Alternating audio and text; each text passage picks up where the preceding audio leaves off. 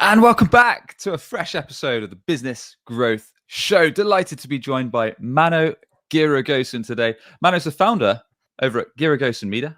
He's also the host of the Perspective podcast, where he interviews young and successful entrepreneurs, multi-million-dollar business owners, and best-selling authors. Mano, a warm welcome to the show. How's it going, mate? Thanks for having me. It's going great. Hope you are doing good too. Good. Yeah, all good on this end, Manu. And looking forward to getting stuck into today's episode, which I believe is going to be huge value, not only to me, but everyone tuning in this fine day, as we're going to be talking all about how we can produce content that not we love, our buyers love. So our ideal customers, the people that come to us with these juicy projects that ultimately can grow our business, grow our revenue, and sustain our companies. So I'd like to jump right in with a bit of a controversial topic, Manu. Why should we be creating content for our buyers rather than just creating content that perhaps we like or that we think's good as a starting point? Yep. So, many people start producing content to get attention. And when you do that, like immediately, maybe subconsciously, we start focusing on what we like to hear, for example, about ourselves. For example, if we enjoy people saying something specific about us, we start talking about that topic and those stuff. And that's where the problem happens most of the time, because people are not willing, for example, to hear your personal stories and those topics if it doesn't provide them with value. So that's why the key is to focus on what the audience is willing to hear from you. You can still tell your stories, you can still talk about different topics that you enjoy, but we need to do it in a way that it provides value to people, so they listen to it, they learn something from it. So actually, I have been doing this as well. When I started producing content, for example, I was being selfish. I was just, for example, sharing my thoughts about a specific topic, just so people know that I think in that way about that topic. And that wasn't working. No one was engaging with that content because they are not interested in my own thoughts. But when I started to shift my perspective around that, I'm still talking about my thoughts about any specific topics, but I'm doing it in a way that they understand why I think about this in this way, or what value it provides to them. So they would be interested to hear me. They would be interested to read my content, because now they are learning something from it. They are understanding that it might change their business or something else. So, for me, I don't look to content in the level of just getting likes and comments, because I'm not doing it for that.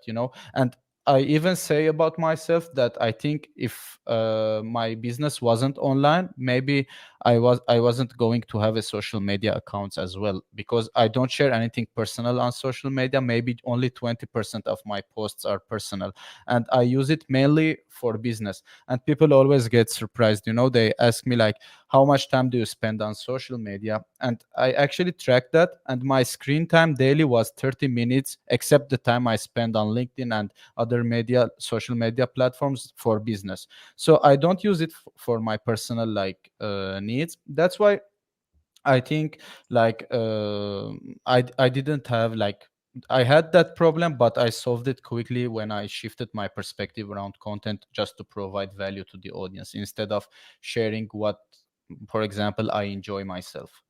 Yeah, it makes sense. And on that note, for anyone that's perhaps not yet harnessing the power of content to drive inbound leads, inbound opportunities, and ultimately revenue, why is it important, Manu, that we don't gear it around perhaps our own opinions? And I like the reference you gave to being selfish with your content. Why is it important we really harness on how we can be a useful resource to our ideal customers? Yeah. So I think inbound is becoming more important day by day, because the outbound methods already got too crowded. And, even the space itself, for example, talking about me and you provide website services for websites. I provide services for Facebook advertising. And other than us, maybe thousands of other people are already doing the same. So you need to stand out somehow. and all those people are reaching out to people, cold calling them or cold messaging and emailing them. And I'm not Yeah. against that, I do that as well sometimes, but I mean it's not as effective as before because it got too crowded. So that's why I think producing content is important, because before having that conversation with someone, they will already understand that you are knowledgeable about something. It builds Mm. trust between you and your potential customers. So when you reach out to them, or even they reach out to you, there would be some trust between each of you, like because they are not hearing from you the first time, they already saw that you are knowledgeable about certain things.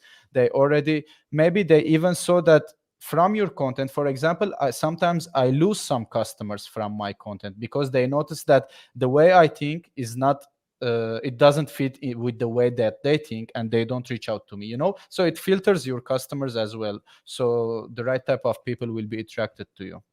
Yeah, yeah. It's a great point. And I love the point you raised about standing out, really, because I guess it's a chance to show your expertise in terms of the sector that you really know about. Share some useful resources, share some useful tips, and really help people, like you say, to understand that you do know what you're talking about, that you are going to be a useful resource, but at the same time, in a little bit of sense, to let your personality shine through. And like you say, it could filter out customers that perhaps may not be the best fit for you, which is a good thing, really, because it's going to save you Yeah. time. If they book a call and you perhaps spend 30 minutes, an hour, or several conversations back and forth, then it's going to save you time in the long run. So that's certainly not always a bad thing. So in terms of have you got any, I mean, this could be a whole episode in itself, Manu, so I don't want to spend too much time on this, but in terms of the actual channels we put out our content on, i.e. whether that's going to be Facebook, whether that's LinkedIn, whether that's YouTube, whether that's Instagram, or now Clubhouse that's just been out, should we be trying to use them all, or have you got a strategy that you implement to really nail down the ones we should focus on, and make sure we're actually reaching out to the customers that could potentially do business with us? Yeah. So, I'm not against, like, some people prefer to use all the channels and some people prefer to use a specific channel. I'm not against both because there's no right answer to this. Like, it depends on you and what you like to do. But for me, I prefer to take the 20-80% rule, which is spend 80% of your time on the platforms that are generating the most results for you, which is for me LinkedIn, and 20% of your time on other platforms so you can grow your channel there and diversify. So if one day, for example, LinkedIn disappears or Clubhouse or anything else disappear, you will have an alternative to it. You already have an experience in the other channels and grow it, so you can like focus on that, shift your focus. So for me, I like LinkedIn because it has a very high organic reach and the quality of people on LinkedIn is so high. Like the community is really great. And the other platform which I like a lot is YouTube, because Yeah. like it keeps driving traffic to you for years because it's a search engine. So actually that's why I like YouTube, and I started recently like to focus more on it, because like if you put an evergreen piece of content there, you will keep getting traffic to it for years and years and organically without spending anything. Of course, if your content is good enough. So I think if you don't have too much resources, I prefer to use the 80-20% rule to focus on the platforms that working for you. And also one other point is important. So if you don't have a big budget, is that you need to focus on the platforms with high organic reach. For now, for example, it's LinkedIn and TikTok. Those are the two platforms that have the highest organic reach. And if you are willing to spend some money on your content as well, you might also like pay attention to other platforms such as Facebook, which is my favorite, and Google Ads and those other platforms as well. Gotcha. No, that makes sense. I mean, ultimately, you've said, you've got a there's a bit of testing involved, I suppose, at the start, to actually see what works, see what yields traction, what yields engagement. But as with many of these platforms, as I've certainly found out, it's not often a real quick result, is it? Especially Yes. bearing in mind, as we've been touching on, you need to build trust over time with the content you put out, and over period of time, whether that's several weeks, whether that's several months, and eventually that's when the opportunities will arise, which we'll jump into how we can actually leverage those in a sec. But Manu, interested to know if you've got a framework or a structure or a process that you put into place when it comes to actually creating the content that's going to be of use, of value, of interest, of entertainment to the people you want to be doing business with. And I think this could be especially useful for both myself and I'm sure people tuning in that may think, oh, I'm not really sure if I can share anything in my industry because it's so limited to XYZ. Or how can we, if we think we're in a really niche industry that there's not perhaps much use to share, how can we come up with some really spicy content tips and kind of fill our calendar with ideas each and every day to ultimately bring in the inbound leads? Yeah, so one of the frameworks that I like to use is to divide your content into three parts. So it starts with content that brings awareness to your brand, and then with content that builds your credibility in the market and proves your expertise, and then the content that converts your audience to customers. So I like to divide my content into three parts, and this is so important so you can judge the performance of the content fairly. Like if you, for example, if your objective from some posts are doing sales, you can't judge them by the number of likes you are getting, because your main goal is getting sales, it's not getting likes. And if your main objective is getting likes, you have to focus on getting likes, not doing the sales, because that's why you are producing content. So I divide my content into these three types. When it comes to content that brings awareness, I focus on reaching as many people as possible to bring more awareness to my brand. So this is where the content needs to be educational and entertaining at the same time. Back to the point you mentioned, like some industries, like people say that it's a little bit boring and there's nothing to talk about, like accountants, for example. But at the same time, you see like too many people, for example, on LinkedIn, I see some people producing, like talking about their personal stories. For example, one of the things I like to do is to start with a struggling moment that you went through. Then you talk about it, and then you talk about how your expertise, for example, if you are an accountant, how your expertise in accounting helped you to overcome that challenge. And this will be like inspirational and motivational content as well to attract people to you. Then with the second type of content, which is content that builds your credibility, and it's most of the time how to content, where you provide tips, for example, about accounting and how to do this, how to do that, how to pay your taxes. Now this will help those people that you attracted in the first stage to trust you, to start building a relationship with you. And in the last stage, you will be already producing content about your packages and what you sell, so they start buying from you. That is an awesome framework. So we're talking about raising awareness, where you can perhaps weave in stories of how you've overcome struggles. We're talking about building credibility by showing perhaps how-tos, whether that's tips or videos. So I guess that can be split, right, Manu? Maybe perhaps some video content, perhaps some text-based content, whatever's working well on the channels. Of course, LinkedIn tends to be text only with the best reach organically at the moment anyway. And then actually pushing people to get in touch or to purchase, depending on whatever your cause for generating leads or generating revenue is. Is there the third point in terms of actually, or firstly rather, is there a kind of balancing act that we need to maintain, i.e. we do X amount of awareness posts, X amount of credibility posts, and then we can push to drive revenue? Is there a split that we should bear in mind? So I like to use, there's the 411 formula, which is like if you are doing 6 posts weekly, 4 of them should be like only educational pieces of content, and 1 of them should be with a light, let's say, promotional piece, and the other one should be like hard selling, which would be like 411 if you are doing 6 posts weekly. I like to use this, because you won't be like so spammy and promo. It's not spammy, but you won't be so promotional, because let's say you have like 20-30,000 followers. I mean, they would be like, they can't buy something new every day from you. They would get bored. Would be So nice though, wouldn't it? yeah, definitely, but but it won't happen. So yeah, that's why I like to use the 411 method. I think it's a great balance. Yeah. It's a nice split. And is there something or a specific strategy that's worked for yourself when it comes to finally asking for, whether that's people to book a call or book a consultation or purchase a book, whatever you're trying to do? Is there a strategy you've got for doing that, or is it simply buy my stuff? You know, for me, like when it comes to the inbound methods, I just produce the content and like I'm not the sales guy. I'm not so good at sales, and I know that. So like I wait like until the leads come to me and ask for my services until I pitch them that. And I think that's wrong, you know, because doing that you won't be able to convert too many people. Sometimes you have to be a little bit salesy. Mm, But you know, based on my personality, I'm not that guy. So that's why I always say that once I expand more, the first thing that I'm going to do is to hire a salesperson because I'm not the sales guy.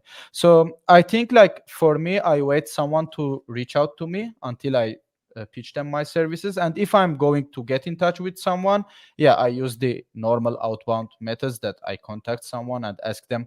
For example, I do some research about them and see if they really need my services, and then I get in touch with them. Because you know, if you just reach out to people randomly, you will have like high rate of rejections there. So that's sure. why I do some researches and see like if they really need, and I reach out to them saying that I noticed that you have this and this, for example, I can help you with that. And if they really need it, like I already get a discovery call with them and pitch them my services. Gotcha. Gotcha. So, yeah, I mean that's a good point, and I guess everyone's different really on how they want to approach their content strategy, their marketing strategy, their sales outreach. Do you think that's the way to go? That we should just be consistently, perhaps following this framework, man, building awareness, building credibility, making sure we're putting a lot of those useful, resourceful content and pieces that are going to be of value, of interest, of entertainment to our ideal clients, and then wait for them to come to us? Or is there ever a time where we can actually think, oh, this person's engaged with me a lot, or they're commenting on my stuff a lot, or they're doing X, Y, Z quite a lot. I think I should probably pop them a message. Or is there a time where the timing's right that we actually need to do a bit more of an outbound approach and Yeah. start leveraging the content that we're using?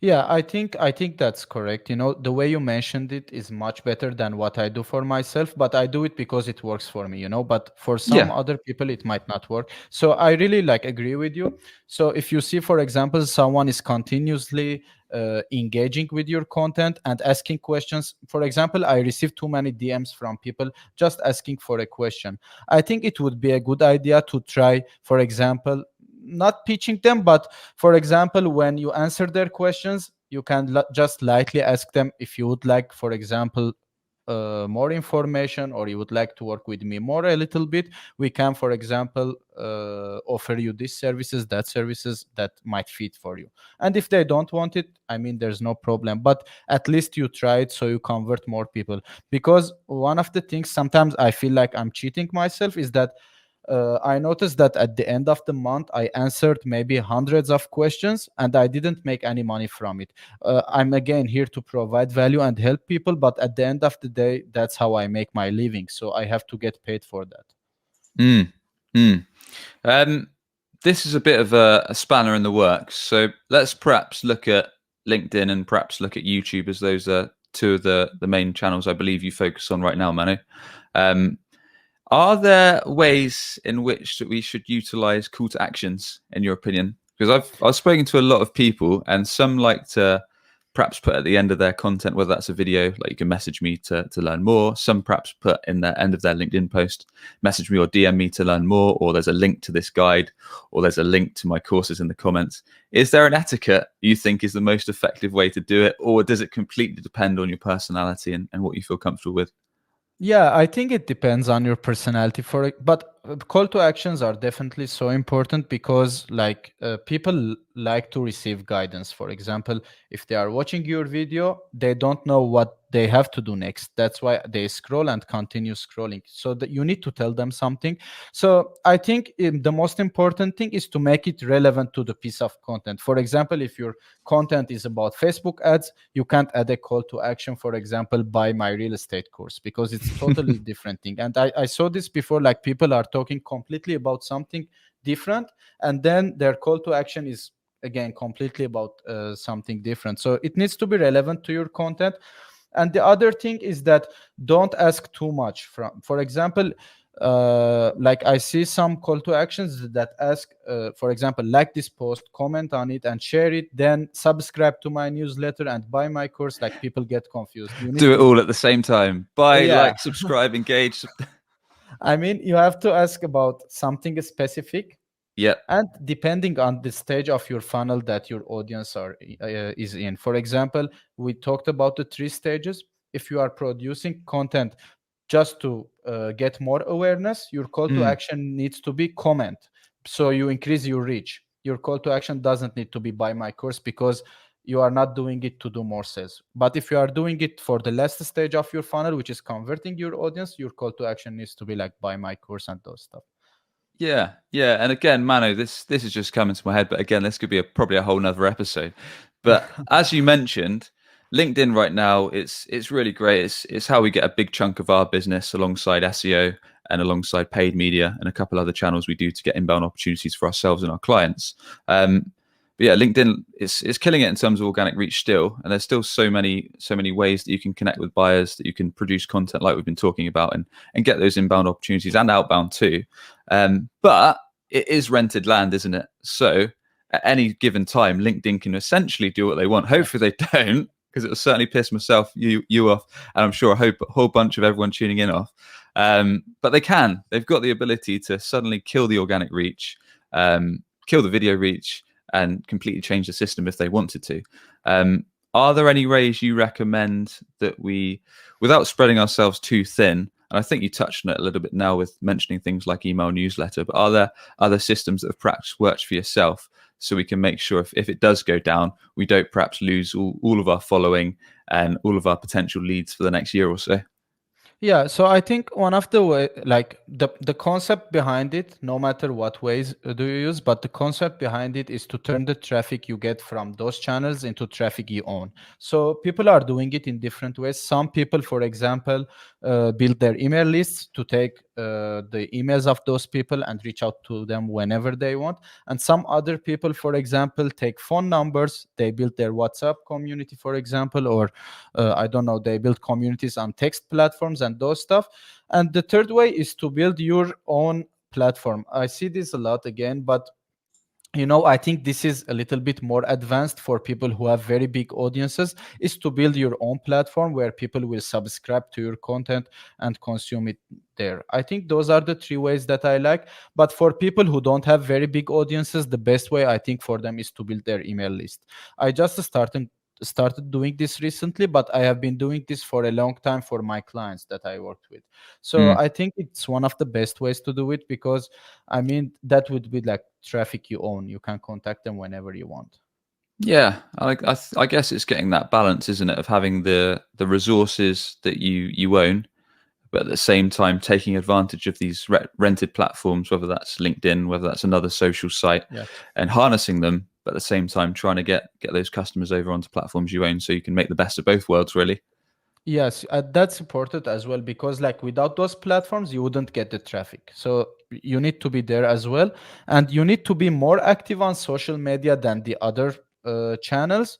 But you need to because you need the traffic from there. But at the same time, you need to provide as much value as you can, so people see that you worth it. For example, you deserve that they give you their email or their attention, because now it's too crowded. Like I mean, maybe if you listen to our podcast, this episode now, the same thing that we are discussing, maybe hundreds of other peoples are discussing it as well. So you need to really like stand out somehow and provide additional value to people. Yeah, and on that note, so we've covered a framework that people can put into play to start creating content for their buyers. As we said, most markets are flooded. For example, we're in web digital marketing. You're in the social and Facebook ads arena. But there's a heck of a lot of people doing the same stuff that I do, the same stuff that you do.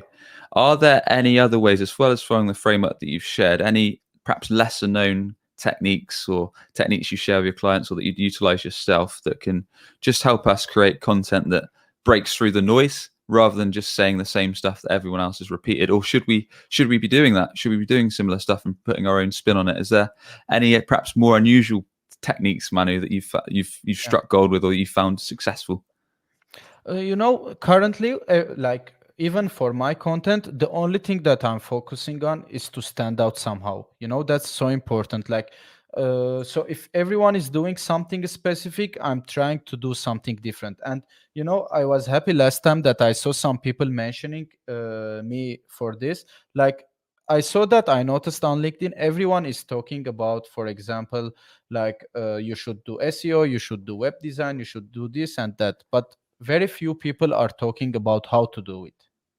So I started producing content like only about how to do those stuff, how to get things done. And I think that's one of the ways to stand out now. So the main concept behind it again is to stand out. That's why what we are focusing on, no matter like who we work with or what they are doing. Cool. Well, that's pretty much all on my end. Are there any final parting tips, Mano, that you'd like to share with people on any perhaps final notes on how we can just ensure that our strategy, that our content is going to be in tune with our ideal buyers? Anything we've perhaps not touched on yet? Um, yeah, I think it's the same thing. Like tie your content to a specific objective that you are working towards, so you can judge the performance fairly, and then based on that, like don't overjudge your content. Just produce content and put it out. Then it's important to analyze. So you see what's working and what's not, and based on that, you can adjust. Because if you don't put it out, you won't know like if it's working or not. For example, even for me, like the posts that I think wouldn't do well, when I publish them, it does better than the other posts that I Yeah. like and I think it's good. I remember I did that once. I put out this digital marketing joke. I think it was something to do like, I think I just reworked some jokes that I found ages ago. Like a guy walks, an SEO specialist walks into a bar, pub, tavern, place to Yeah. drink, watering hole, something like that, and then just went out and then come back to my computer and it had nearly 1,000 likes and comments. So I was like, why are people like this? Like this just something I took a second on. And then other times I'll spend like 20 minutes crafting this post I think's awesome that shares all these useful tips, and then it might have got 5 likes, a couple Yeah. comments, but ultimately it doesn't matter, as we've been covering, because if it resonates with our ideal customers and it's given them something useful or it's helped them to trust us, then that's what really matters, right? Yeah, 100%. Cool, dude. Look, Manu, really enjoyed the conversation. Thanks very much for coming on and sharing your wisdom on all things content. So with that, please do tell us more about how everyone can learn from you, how they can connect with you, and the best way to get in touch. Yep. So I'm mostly active on LinkedIn. You can connect with me on LinkedIn. And if you have any questions about content or Facebook ads or social media, you can reach out to me there as well. So I also, if you would like to listen to more resources, I have my podcast, which is called the Perspective Podcast. You can subscribe there and listen for some interviews with marketing experts. And I'm going to interview Sam, I think next week on the podcast. Yeah. And it was a pleasure to be with you. Cheers, dude. And we'll put all of those links over at the website, businessgrowth.marketing. And I want to thank you once again, Manu. Cheers for coming on the show. Thank you too. Cheers, dude. And if you enjoyed the show, be sure to hit subscribe for Business Growth Show, wherever the heck you get your podcasts. We interview business leaders each and every week to provide actionable tips across marketing, across sales, all with the view to grow your business and revenue. And with that, we shall catch you on the next episode.